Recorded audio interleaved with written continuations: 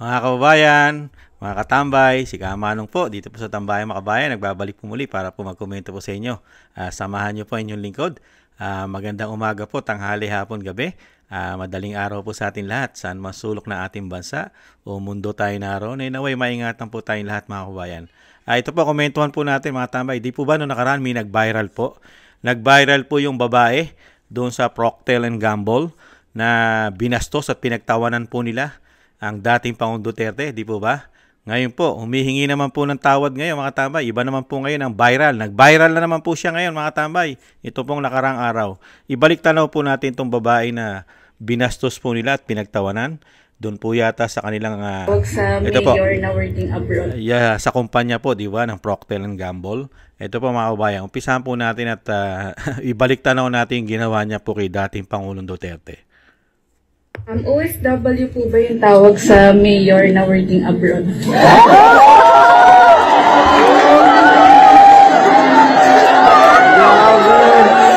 Magaling! It's just a general question.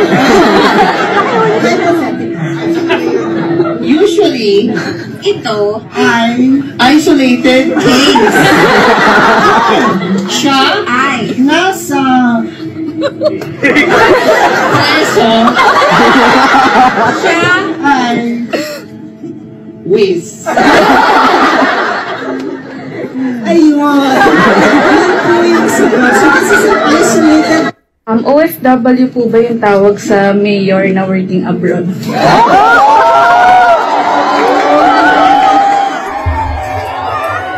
Yan, di po ba yan yung nag-viral? Talagang pinagtawanan po nila. Hindi po natin alam kung yung po ba'y party nila o ano, o dito sa Procter and Gamble.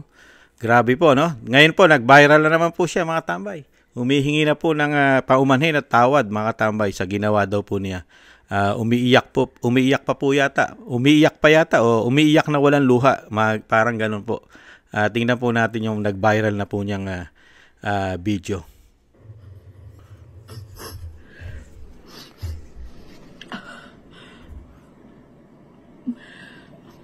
Hindi ko po alam kung saan ko dapat umpisan yung paghingi ko ng tawad. Pero, ayoko umiyak kasi baka sabihin ng iba, nagpapaawa lang po ako. But, gusto ko lang pong humingi ng tawad sa BGYO, sa Star Magic Film, sa ACES, sa lahat po na naging affected, naapektuhan sa hindi na pag-isipang post, sa maling ugali, sa pinost ko po na hindi pinag-isipan. Alam ko po, hindi ako pwede magrason na hindi ko pinag-isipan yung post ko. Opo, hindi ko na po ipagtatanggol yung sarili ko doon. Alam ko po, nagkamali ako. Tinatanggap ko po na nagkamali ako. And humihingi po ako ng tawad mula sa puso ko. Kaya lang po ako nag-private ng mga social media ko. Dahil para sa akin na lang din po. Kasi ayoko po mabigla sa mga nangyayari. Dahil may sakit po ako na connected sa puso. Kaya ayoko po mabigla sa mga pangyayari. Lalong-lalo na po yung pamilya ko. Ayoko pong madamay sila sa ganito. Hindi. Lalo na ngayon lang nangyari to. Yung mama ko may sakit pa po sa puso. Kaya ako, please lang po, kung meron po kayo, dapat, ako na lang po. Huwag niyo na po. Huwag niyo na po tama yung pamilya ko. Ako na lang po yung... Sa akin na lang po lahat. Kaya ako lang naman po nagawa. Sa totoo lang po.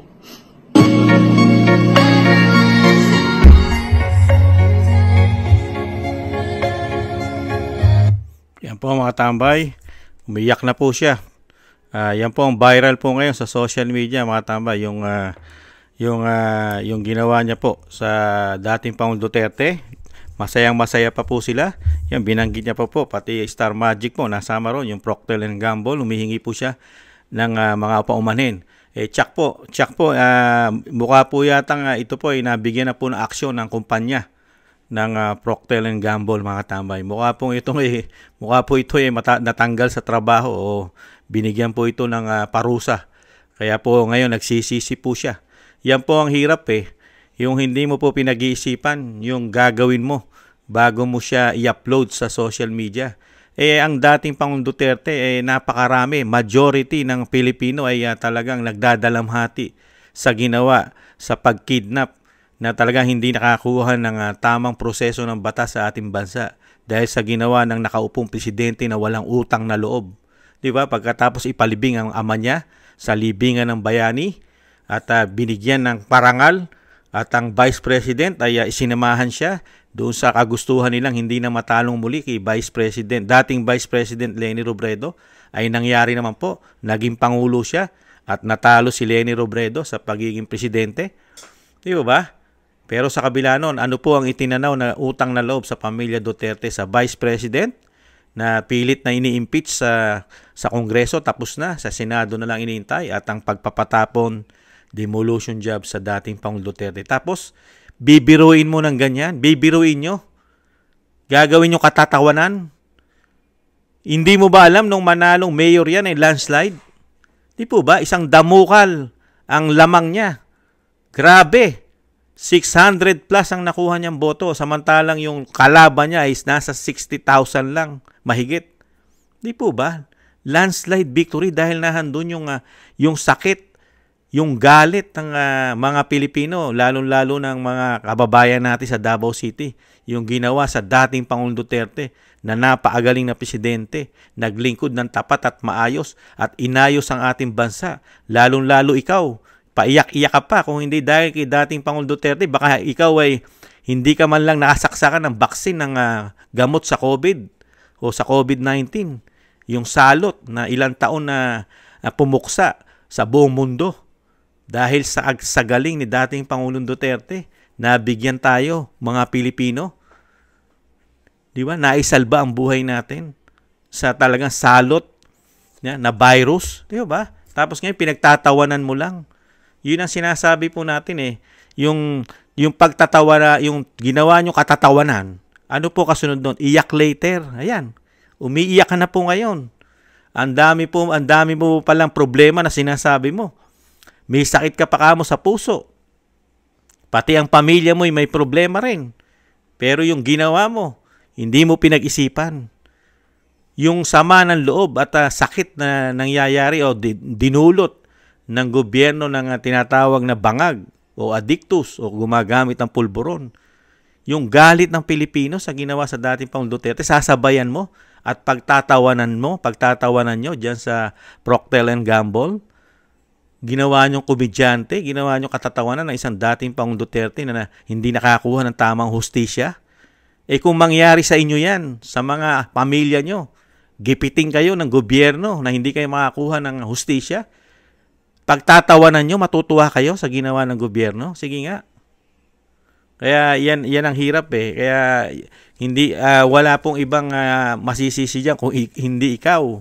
At hindi mo masisisi ang mga Pilipino na nagmamahal sa pamilya Duterte. Hindi mo masisisi na ikaw ay pulaan, na ikaw ay ibas ng ibas sa iyong social media. Ngayon, yung sinasabi mo, yung social media mo naka-private na dahil hindi mo kayang tanggapin ang nangyayari ngayon. Yun ang sinasabing karma, nakarma ka agad. Di po ba? Bigla po siyang nakarma, mga kababayan. Ang bilis. Ang bilis po, di ba? Halos sa linggo lang po yan, week. Di ba? Isang linggo lang po yan, mahigit. Nag-viral. Ngayon, iyak na po siya. Ang laki na po ng problema niya ngayon sa kanyang pagkatao at sa kanya pong hanap buhay, mga kababayan. Napakalaking kumpanya po yan. You know? Mas po proteksyonan po ng kumpanya ng Procter & Gamble ang kanilang kumpanya kaysa sa iyo. Nakita naman po yan. At nasaksihan din na po yan. May nangyari na po yan. Di ba yung ice cream? Di ba? Yung ice cream na nag-viral. Di po ba? Nahirapan din po sila. Di po ba? Yung Goldilocks, I think, ay yung ice cream, di ba? Ay, yung cake. Ay, sorry. Yung cake na nag-viral, di ba? Yung cake ng Goldilocks, di po ba? Pinurotesta po yan. At sa galit po ng mga Pilipino, ano po nangyari dyan? Hindi po tinangkilik po yan, yung Goldilocks, yung cake. Dahil nung kaarawan ng dating Pangulong Duterte, di po ba? Dahil binastos din po nila dahil ayaw ipalagay ang pangalan ng dating Pangulong Duterte sa cake ng Goldilocks. Bawal. Pinupolitika. Ano nangyari sa Goldilocks? Di po ba? Biglang hina ng kanilang negosyo. Ganyan din po mangyayari dyan sa Procter & Gamble. Napakarami po produkto niya na dapat nila protektahan sa buong bansa, sa buong Pilipino, sa ating bayan. Di ba? Napakarami po niyan. Kahit po i-search nyo po, mga kababayan, i-search nyo po ang Procter & Gamble. Napakarami po niyan. Napakarami po nilang produkto na talagang tinatangkilik po ng mga Pilipino yung produkto niyan. Ngayon po, marami po mga kababayan natin na hindi tumatangkilik dyan. Hindi po ba babagsak ang sales niyan? Babagsak ang negosyo nila dahil sa ginawa mo.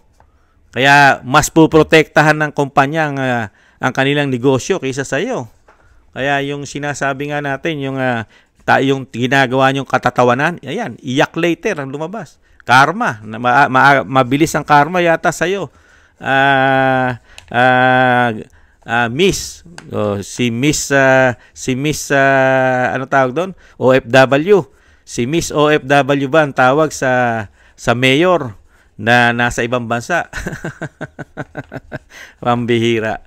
Ayan po. Yan po mga kabayan ang nangyari po. At talagang nakita naman po natin mukhang hindi po yata sincere yung kanyang pag-iyak. Mukha po yatang hindi kaya scripted din ang ginawa niyang paghingi ng tawad o pag-iyak mga kabayan.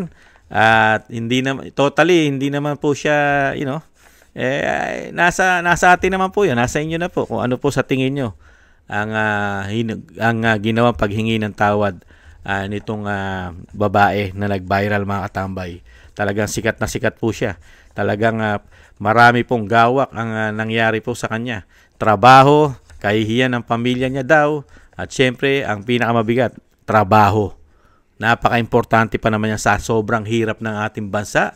Sa sobrang hirap na pinagdadaanan natin sa buhay, mawalan ka ng trabaho, ay talagang napakabigat yan. Yan ang tinatawag na parusa. Yung ginawa mong katatawanan na minahal ng majority ng Pilipino, majority ng OFW, nagmahal sa dating Pangulong Duterte, sa pamilya Duterte, ginawa nyo ng katatawanan. Ayan. Yan ang napala mo. Yan ang napala mo. Yan po mga tambay, ang nagba-viral na naman na yung babae na pinagtawanan ng dating Pangulong Duterte. Ngayon naman po, viral na naman siya. Umiiyak naman mga kabayan. Talagang ang pagsisisi nga naman ay nasa huli.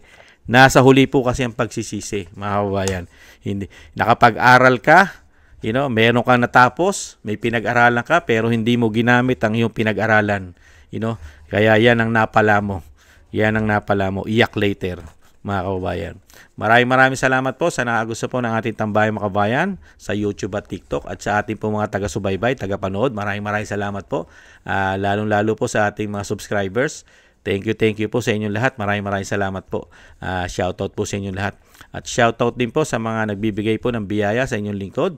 Thank you po. Shoutout po Kingston 123 ng Hong Kong, Eric Hershio ng Canada, Jake Yahut 4531 ng Maisug, California, USA, Gina Ray Soli DDS ng Berlin, Germany, Julieta Celona ng Sydney, Australia, Baby Roman, Ate Isa ng Cagayan, Jem Arish ng United Arab Emirates, Jobilin Watanabe ng Japan, ako si Pilam, Annie Joe, Teodorico Erguisa Jr., Arpel Villacorta. Maraming salamat po. Shoutout po sa inyong lahat. At thank you po sa mga biyaya. Ingatan nawa po mga kababayan. At thank you rin po sa mga nagla-like, share, subscribe, and comment. Maraming salamat po. At yung panalangin at dasal po natin mga kababayan, huwag po natin kalimutan na hindi po natin isama po natin sa dasal at panalangin na maingatan po ang pamilya Duterte. Lalong-lalo po ang dating Pangulong Duterte na makabalik sana sa lalong mabilis sa ating bansa, mga kababayan. Thank you po mga kababayan. Ingat po tayo. Paalam po muna. Bye-bye.